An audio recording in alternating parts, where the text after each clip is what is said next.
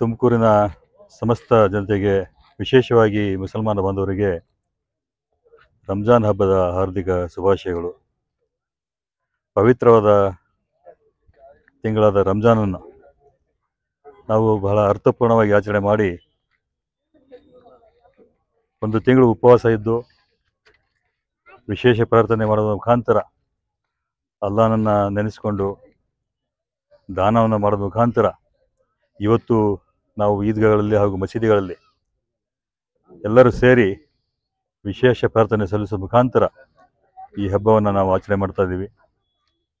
ಇದೊಂದು ಪವಿತ್ರವಾದ ಹಬ್ಬ. ಇದು ಈ ತಿಂಗಳಲ್ಲಿ ನಮ್ಮ ಪವಿತ್ರ ಗ್ರಂಥವಾದ ಕುರಾನ್ ಮಜೀದ್ ನಮಗೆಲ್ಲರಿಗೂ ಅವತೀರ್ಣವಾದಂತಹ ತಿಂಗಳು ಇದು.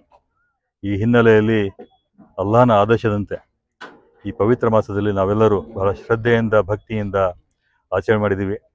ಈ ಹಿನ್ನೆಲೆಯಲ್ಲಿ ನಾನು ತುಮಕೂರು ನಗರದ ಹಾಗೂ ತುಮಕೂರು ಜಿಲ್ಲೆಯ ಸಮಸ್ತ ಮುಸಲ್ಮಾನ ಬಾಂಧವರಿಗೆ ಹೃತ್ಪೂರ್ವಕ ಅಭಿನಂದನೆಗಳನ್ನು ಸಲ್ಲಿಸೋಕ್ಕೆ ಬಯಸ್ತಾ ಇದ್ದೀನಿ. ಇದೇ ಅಲ್ಲಾ ತಾಲಾ ಮುಂದಿನ ದಿನಗಳಲ್ಲಿ ನಮ್ಮ ದೇಶದಲ್ಲಿ ಹಾಗೂ ನಮ್ಮ ಜಿಲ್ಲೆಯಲ್ಲಿ, ನಮ್ಮ ನಗರದಲ್ಲಿ ಶಾಂತಿ ಸೌಹಾರ್ದದಿಂದ ನಾವೆಲ್ಲರೂ ಬಾಳುವಂತೆ ಮಾಡಲಿ ಅಂತ ಹೇಳ್ಬಿಟ್ಟು ಪ್ರಾರ್ಥನೆ ಕೂಡ ನಾವು ಮಾಡಿದ್ದೀವಿ.